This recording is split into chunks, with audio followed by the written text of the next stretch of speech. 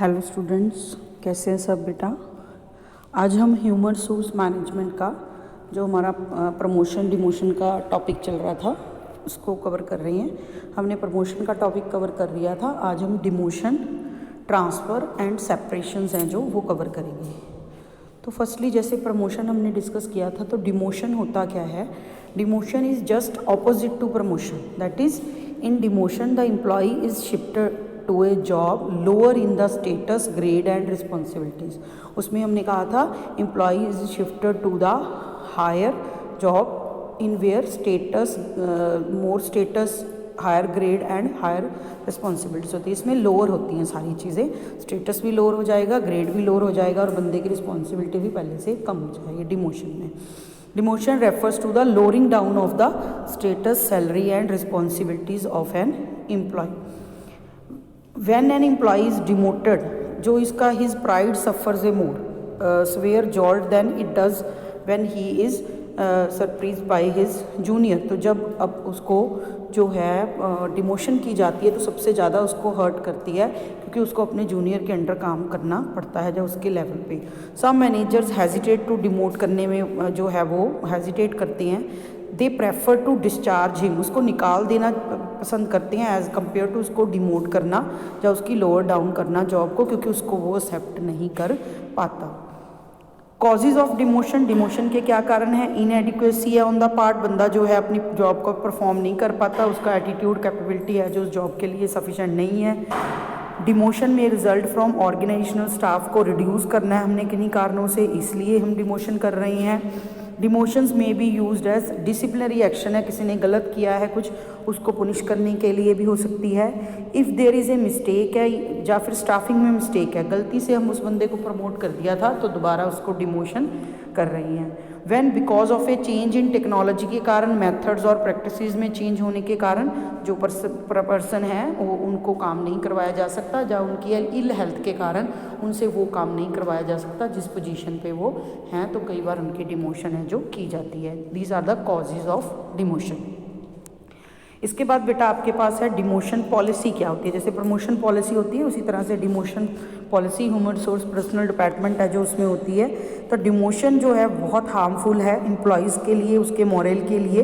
It is an extremely painful action, ठीक है, क्योंकि इससे जो रिलेशनशिप है एम्प्लॉयर एम्प्लॉई के उसके बीच में भी डिफरेंस आता है और जो है इस इफ़ेक्ट करती हैं ओवरऑल ऑर्गेनाइजेशन को भी। तो जो मैनेजर्स हैं वो जनरली इसको करना जल्दी जल्दी शुरू नहीं करते। जॉर्डर, हीनमैन एंड टर्बुल एंड स्टोन है जो उन्होंने 5-4 पॉलिसी है जो दी है डिमोशन की, उसको जनरली फॉलो किया जाता है डिमोशन पॉलिसी को।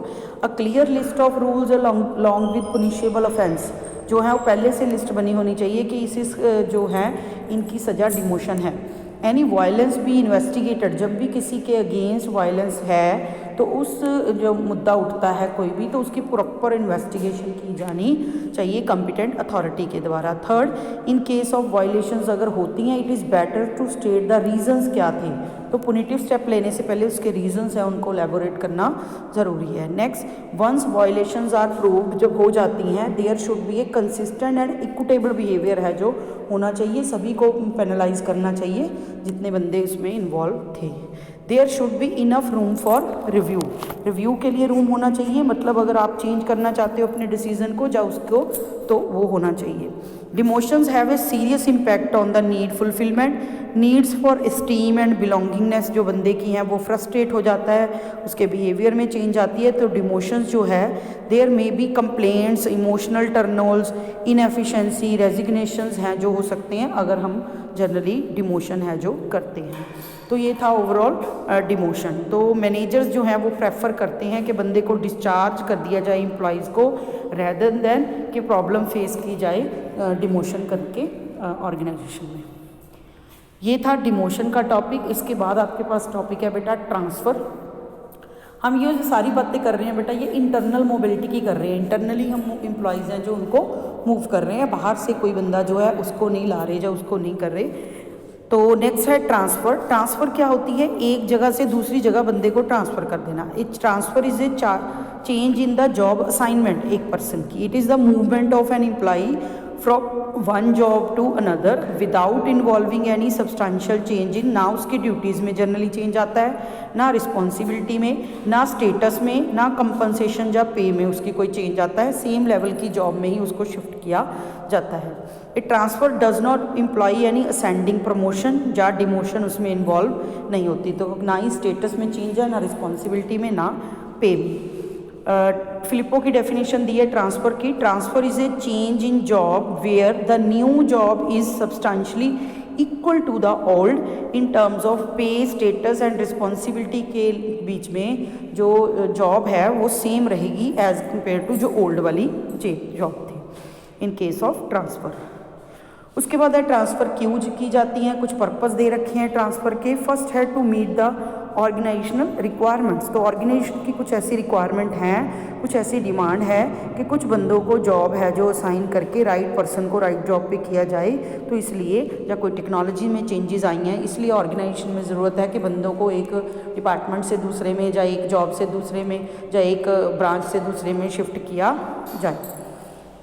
तो एक तो हो सकता है ऑर्गेनाइजेशन रिक्वायरमेंट को फुलफ़िल करने के लिए। सेकंड है टू मीट एम्प्लॉइज़ रिक्वेस्ट, कई बार जो एम्प्लॉइज़ होते हैं उनकी रिक्वेस्ट होती है इसलिए उनको ट्रांसफ़र किया जाता है। फॉर एग्जांपल वो पर्टिकुलर रीजन से बिलोंग करता है इसलिए, नियर बाय नेटिव प्लेस उसको पड़ता है इसलिए, ठीक है, तो उसकी जो स्पाउस है वो वहाँ पे जॉब करता है इसलिए, तो बहुत सारे रीज़न है जो एम्प्लॉइज़ के पर्सनल रीज़न के कारण भी कई बार जो ट्रांसफ़र्स हैं वो की जाती हैं। नेक्स्ट है to ensure better utilisation of the employees, कई बार एन एम्प्लॉय में be transferred because the management feels कि ये बंदा उस डिपार्टमेंट में ज़्यादा अच्छा काम है जो कर सकता है, तो ज़्यादा अच्छे से हम वहाँ पे इसकी जो स्किल्स हैं, कैपेबिलिटीज़ हैं उनको यूज़ कर सकते हैं। नेक्स्ट है to make the employees more versatile, तो कैसे है कि एम्प्लॉइज़ हैं जो shifted from one job to another to expand their capabilities, हम उनको ऑलराउंडर बनाना चाहते हैं, उनको हम हर तरह का काम करते हैं। आजकल बैंक्स में यही चल रहा है, तो जॉब रोटेशन चलती रहती है। जॉब रोटेशन से क्या है कि हर तरह का काम हर बंदा जो है सीख लेता है, तो वो सिंगल विंडो वाला काम नहीं रहा। आप ये नहीं है कि यहीं पे जाके आपको चेक करना है, कोई भी बंदा अगर छुट्टी पे है तो दूसरा बंदा उसका काम कर सकता है, क्योंकि सारी ड्यूटीज सबको आती हैं। तो वर्सेटिलिटी लाने के लिए भी ऑर्गेनाइजेशंस ट्रांसफ़र करती हैं। नेक्स्ट है to adjust the workforce, workforce किसी डिपार्टमेंट में ज़्यादा है किसी में कम है, तो उसको मैनेज करने के लिए भी, एडजस्ट करने के लिए वर्कफोर्स को इसलिए भी ट्रांसफ़र्स की जाती है। Next to provide relief to the employees, कोई मान लो कोई जॉब्स ऐसी हैं जहाँ पे बर्डन बहुत ज़्यादा है, जहाँ हैजार्डियस प्लेस है, खतरे वाला प्लेस है, तो उन बंदों को लंबे समय तक वहाँ काम कराने की बजाय बाय रोटेशन बंदों को काम कराया जाता है, क्योंकि हर बंदे को जो है थोड़ा रिलैक्स होने का और टाइम है जो मिल सके और हर बंदे की मोनोपोली उस पर्टिकुलर काम पे ना हो। Next to reduce conflicts and incompatibilities, reduce conflict और इनकम्पेटिबिलिटीज़ को रिड्यूस करने के लिए where employees find it difficult to get along with colleagues in a particular section, तो उनमें झगड़े हो रहे हैं, कंपैटिबिलिटी नहीं बन रही है उन बंदे की उन डिपार्टमेंट में, तो उसलिए भी ट्रांसफ़र्स हैं जो की जाती हैं। Next to penalise the employees, कई बार ट्रांसफ़र इसलिए भी की जाती हैं ताकि डिसिप्लिनरी एक्शन उस बंदे के खिलाफ है जो लिया जाए, उसको ऐसे रिमोट एरिया में या दूर दराज एरिया में शिफ्ट कर दिया जाए ताकि जो है उसको पनिशमेंट है जो मिल सके, पेनलाइज किया जा सके उसके गलत काम के लिए। Next to maintain a tenure system, जो सीनियर एडमिनिस्ट्रेशन सर्विसेज होती हैं जैसे गवर्नमेंट की सर्विसेज हैं, इंडस्ट्रीज़ हैं, वहाँ पे एनुअल इनटेक में मैनेजर्स ट्रेनीज़ हैं जो लिए जाती हैं, तो इसलिए भी उनका कुछ टाइम पीरियड ट्रेनिंग पे पूरा हो गया तो उसको डिपार्टमेंट में शिफ्ट कर दिया जाता है अलग अलग काम के लिए, तो इसलिए भी टेन्योर पूरा करने के बाद भी जो ट्रांसफ़र्स हैं वो होती हैं। Next to accommodate family related issues हैं, किसी के फैमिली प्रॉब्लम है, किसी की स्पेशली फीमेल एम्प्लॉइज़ हैं उनकी कोई प्रॉब्लम्स हैं, उनके कारण भी जो ट्रांसफ़र्स हैं जो वो की जाती हैं। तो ये थी कौन से पर्पस हो सकते हैं जिनके लिए ट्रांसफ़र्स की जाती हैं। उसके बाद है टाइप्स ऑफ ट्रांसफ़र किस किस तरह की हो सकती हैं, तो दो टाइप्स में इसने डिवाइड किया है, एक है on the basis of purpose transfers हो सकती हैं, दूसरा on the basis of unit transfer है जो हो सकती हैं। तो on the basis of purpose क्या है, प्रोडक्शन के लिए ट्रांसफ़र हो सकती हैं कि शॉर्टेज ऑफ प्रोडक्शन हो रही है तो कहीं पे जो है हमें एम्प्लॉइज़ कम पड़ रहे हैं तो वहाँ हम शिफ्ट कर रहे हैं ताकि जो प्रोडक्शन है उसको पूरा किया जा सके। सेकेंड है रिप्लेसमेंट ट्रांसफ़र हो सकती है।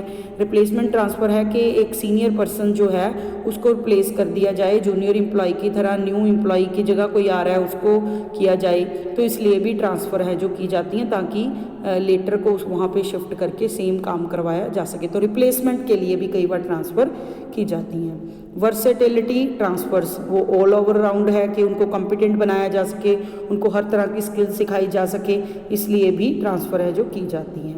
नेक्स्ट है shift transfers. When the unit runs in शिफ्टों में काम होता है, मॉर्निंग इवनिंग नाइट मान लो शिफ्ट में काम होता है, तो इसलिए भी कई बार ट्रांसफर्स की जाती हैं क्योंकि एक बंदा मॉर्निंग शिफ्ट में ही काम कर रहा है या एक इवनिंग में ही काम कर रहा है तो उनकी ट्रांसफ़र करके उनको मॉर्निंग या इवनिंग की शिफ्ट में ट्रांसफ़र किया जा सकता है। नेक्स्ट है रेमिडियल ट्रांसफर्स। तो रेमिडियल ट्रांसफर्स क्या हैं, the request of the employees के पे किए जाती हैं। पर्सनल ट्रांसफर्स होती हैं जनरली कि पर्सनल ट्रांसफ़र में है कि इनिशियली प्लेसमेंट कर दी एक बंदे की वहाँ पे, तो उस बंदा वहाँ पे मैनेज नहीं कर पा रहा तो वर्किंग कंडीशंस के अकॉर्डिंग उसको शिफ्ट किया जा सकता है। That is called remedial transfer. Repetitive तरह की जॉब है उसकी, या उसकी हेल्थ प्रॉब्लम रिलेटेड है तो वहाँ पे वो काम नहीं कर सकता, तो बहुत सारे कारण हैं जो हो सकते हैं। Precautionary transfers, such transfers are made a precautionary measures to avoid the misuse of office और misappropriation of funds हैं जो एम्प्लॉइज़ ना करें, तो लंबे समय तक उनको वो पर्टिकुलर जॉब पे नहीं लगाया जाता और उस बंदे को ट्रांसफ़र कर दिया जाता है। तो ये तो हो गए हैं पर्पस के बेसिस पे ट्रांसफ़र हैं जो की जाती हैं। सेकंड टाइप है on the basis of unit. तो तीन तरह की हो सकती हैं। एक है सेक्शनल ट्रांसफ़र जिसमें विद इन द डिपार्टमेंट ही एक सेक्शन के बंदे को दूसरे सेक्शन में ट्रांसफ़र कर दिया जाता है ताकि वो उस तरह का काम भी हैंडल कर सके, हर तरह का काम वो सीख सके, हर सेक्शन का काम सीख सके। डिपार्टमेंटल ट्रांसफर्स हैं from one department to another department within the plant हैं जो विद इन द ऑर्गेनाइजेशन बंदे को ट्रांसफ़र किया जाता है। और थर्ड वन जो आपकी है that is inter plant transfer. Inter plant transfer है कि मान लो एक से ज़्यादा बंदे के यूनिट लगे हुए हैं तो एक प्लांट यूनिट से दूसरे प्लांट यूनिट पे उस बंदे को ट्रांसफ़र कर दिया जाता है। तो that is called transfer from section two section और डिपार्टमेंट टू डिपार्टमेंट और प्लांट टू प्लांट। तो ये थी टाइप्स ऑफ ट्रांसफर्स। इसके पास है ट्रांसफ़र पॉलिसी। कहते हैं एक साउंड और जो पार्शियल पॉलिसी है वो होनी ज़रूरी है ट्रांसफ़र के लिए, और ये पॉलिसी पहले से क्लियर कर देनी ज़रूरी है सबॉर्डिनेट्स को। तो पॉलिसी जो है उसमें क्या फॉलोइंग प्रिंसिपल्स होने चाहिए। ट्रांसफ़र पॉलिसी है जो राइटिंग में होनी चाहिए और सब एम्प्लॉइज़ को इसके बारे में पता होना चाहिए। पॉलिसी है जो क्लियरली स्पेसिफाई करे कि किन सर्कमस्टांसेस में उनको ट्रांसफ़र किया जा सकता है। Third, transfer should be clearly mention होनी चाहिए पॉलिसीज़ में कि उसके लिए क्या स्किल्स या नॉलेज है जो बंदे के पास होनी चाहिए। It should indicate the executive who will responsible है ट्रांसफ़र के लिए, कौन बंदा जो है अथॉराइज है। The policy should specify the reason unit यहाँ पे उनको ट्रांसफ़र किया जा सकता है। The effect of transfer on the pay and seniority पे अगर कोई फ़र्क पड़ेगा तो वो भी उसको पहले से क्लियर होना चाहिए। It should be prescribed in the policy whether the training required है उस पर्टिकुलर जॉब के लिए या नहीं जहाँ पे उसको ट्रांसफ़र किया जा रहा है। Transfer should be clearly define होनी चाहिए कि ये टेम्परेरी नेचर की है या परमानेंट नेचर की है, कि हमेशा के लिए उसकी ट्रांसफ़र हुई है या for temporary 2 year 3 year 5 year के लिए हुई है। The interest of the organisation are not to be forgotten. जब भी पॉलिसी बनाई जाती है ट्रांसफ़र की तो सबसे पहले ऑर्गेनाइजेशनल इंटरेस्ट फुलफिल हो उसको देखा जाता है। Reasons for mutual transfer of employees है जो वो भी कंसीडर किए जाने के चाहिए कि एक बंदा एक जगह पे काम कर रहा है दूसरा वहाँ पे कर रहा है तो वो आपस में अगर इंटर ट्रांसफ़र है जो म्यूचुअल ट्रांसफ़र कराना चाहते हैं। The fact of transfer should be intimated to the person. उसको एडवांस में बता देना चाहिए कि आपकी ट्रांसफ़र की जा सकती है या कर रही है। Transfer should B not be made frequent. जल्दी जल्दी ट्रांसफ़र नहीं की जानी चाहिए सिर्फ ट्रांसफ़र की सेक पे कि हमने ट्रांसफ़र्स करनी है, मतलब क्विकली नहीं होनी चाहिए कि बार बार बंदे को ट्रांसफ़र किया जाए। तो ये थी बेटा ट्रांसफ़र और उसके टाइप्स क्या क्या हो सकती हैं और ट्रांसफ़र पॉलिसी में क्या प्रिंसिपल्स फॉलो करने चाहिए। इसी चैप्टर का बेटा लास्ट टॉपिक आपका है सेपरेशंस। सेपरेशंस में हो गया कि एम्प्लॉई बिल्कुल आपसे दूर ही हो गया, छोड़ गया, जहाँ आपने उसको निकाल दिया। In the words of Keith Davis, separation is a decision that the individual and the organization should part. The parting of ways can be the instant of employer and employee पे डिपेंड करता है। अलग अलग तरीके हो सकते हैं जिससे एक एम्प्लॉई को सेपरेट किया जा सकता है ऑर्गेनाइजेशन से। फर्स्ट जो तरीका है दैट इज़ रेजिग्नेशन का। तो resignation refer to termination of employment, बंदे की ख़त्म हो जाती है। रेजिग्नेशन दो तरह का हो सकता है, एक होता है रेजिग्नेशन में be put voluntarily by the employee, क्योंकि वो रिज़ाइन कर रहा है, क्योंकि वो सिक्योर नहीं है, जॉब सेटिस्फेक्शन उसको नहीं है। फीमेल एम्प्लॉयज़ का कारण हो सकता है कि वो मैरिड हो गई हैं किसी और दूर प्लेस के, या फिर और पर्सनल रीजंस हो सकते हैं, बंदे का कोई हेल्थ इशू हो सकता है, तो उसको हम वॉलंटरली रेजिग्नेशन बोलते हैं। दूसरा है कंपल्सरी रेजिग्नेशन। एक एम्प्लॉई है उसको कहा जाता है कि तू रेजिग्नेट कर ले हमारी कंपनी में से, क्योंकि अगर तू नहीं करेगा, क्योंकि तेरी ड्यूटीज़ हैं तुमने उसको सही से फुलफ़िल नहीं किया, तो नहीं तो हम तुझे अपने आप से निकाल देंगे, सेपरेट कर देंगे कंपनी से। तो हम टर्मिनेट करें उससे अच्छा है कि तू खुद रिज़ाइन कर दे। तो that is called compulsory resignation. हम उसको फोर्स करते हैं कि तू रिज़ाइन कर दे, क्योंकि नहीं तो हम तुझे निकाल देंगे। सेकेंड है डिसमिसल और discharge. Dismissal is the termination of the services of employee as a punitive measure. उसने गलत किया है, मिसकंडक्ट किया है, कॉन्टीन्यूसली उसको वॉर्न करने के बाद भी वो करता रहा है, सिर्फ एक सिंगल गलती के कारण हम उसको डिसमिस है जो नहीं कर सकते। तो ड्रास्टिक स्टेप्स उसने लिए हैं, तो उनके कारण उसको जो है उसको बार बार नोटिस देने के बाद भी वो नहीं काम सही कर रहा, तो उसके बाद उसको डिसमिस और डिस्चार्ज किया जा सकता है, निकाला जा सकता है। तो फॉलोइंग रीजंस हो सकते हैं डिसमिस और डिसमिसल के और डिस्चार्ज के। अनऑथराइज एब्सेंटिज्म रह रहा है ड्यूटी से बहुत लंबे पीरियड से। विलफुल जानबूझ के रूल्स हैं जो वायलेट कर रहा है, तोड़ रहा है। फॉल्स स्टेटमेंट क्वालिफिकेशन है टाइम ऑफ एम्प्लॉयमेंट पर उसने झूठे कोई डॉक्यूमेंट्स दिखाए हैं। डिसऑनेस्टी है, बंदा ऑनेस्ट नहीं है, शराब पी के आता है, केयरलेस है अपने काम में, अपने जो सुपीरियर है उनकी जो है बात नहीं मानता, इनसबॉर्डिनेशन है। इनएफिशिएंसी है, काम करने के काबिल नहीं है, एफिशिएंटली काम नहीं करता। वायलेंट एंड एग्रेसिव बिहेवियर है उसका ऑर्गेनाइजेशन में अपने सुपीरियर और बॉस के प्रति। फिजिकल डिसेबिलिटी है उस बंदे की और वो अब इस ड्यूटी के लिए को परफॉर्म करने के लायक नहीं रहा। तो ये रीज़न हो सकते हैं डिसमिस और डिस्चार्ज करने के सेपरेशन में। नेक्स्ट है डेथ। जब बंदे की डेथ होगी तो अपने आप ही वो कंपनी से सेपरेट हो गया। सम एम्प्लॉइज में die in services when the death is caused by occupational hazards. अगर उसके ऑक्यूपेशन के कारण, काम के कारण उसकी डेथ हुई है, उससे रिलेटेड, तो उसको कंपनसेशन मिलती है वर्कमैन्स कंपनसेशन एक्ट के अकॉर्डिंग। तो उन ग्राउंड्स पे उसको कंपनसेशन दी जाती है। जो उसके स्पाउस हैं उसको एम्प्लॉयमेंट देती है, चाइल्ड है उसका, उसको जो है एम्प्लॉयमेंट दे दी जाती है इस तरीके से। नेक्स्ट तरीका है सस्पेंशन। सस्पेंशन है means prohibiting an employee from attending work and perform normal duty perform करने नहीं दी जाती उस बंदे को। This is a serious punishment उसको दी गई है, टेम्परेरी पीरियड के लिए मतलब सस्पेंड किया जाता है। अगर उसके बाद भी वो कहने में नहीं रहता और नहीं काम वो सही करता, तो जो है अपनी ड्यूटीज़ के लिए सीरियस नहीं हो पाता, तो फिर उसके बाद जो है उसकी टर्मिनेशन भी की जा सकती है। तो जनरली टर्मिनेशन करने से पहले एक बार बंदे की सस्पेंशन कर दी जाती है, थोड़े टाइम पीरियड के लिए उस बंदे को अपनी ड्यूटीज़ को परफॉर्म करने से रोक दिया जाता है। नेक्स्ट है retrenchment. Retrenchment to results in the separation का है employee from the employer. Retrenchment is generally on account of surplus staff है, जब कंपनी के पास कोई पुनिटिव मेजर नहीं है, कोई उसने वायलेट नहीं किए रूल्स, लेकिन जो डिमांड है वो प्रोडक्ट्स की कम हो गई है मार्केट में, इकोनॉमिक स्लो डाउन चल रहा है, डिप्रेशन चल रहा है मार्केट में, तो स्टाफ बहुत ज़्यादा है, तो उसको कुछ क्या किया जा रहा है, एम्प्लॉयज़ को कुछ को कम करने की कोशिश करी है। That is called retrenchment. Retrenchment entitle the employees to compensate करना है 25F के according Indian industrial dispute act 1947 के against equal to 15 days average pay for each completer year of continuous services. जितनी उसने बंदे ने कर ली 15 दिन के हिसाब से हर साल की पे है जो उसको देनी है, अगर आप रिट्रेंच करते हो, किसी एम्प्लॉय को निकालते हो ओवर स्टाफिंग के कारण। The principal in the procurement procedure of retrenchment is that, जो बंदा लास्ट में आया था वो सबसे पहले जाएगा। मतलब आपकी एम्प्लॉय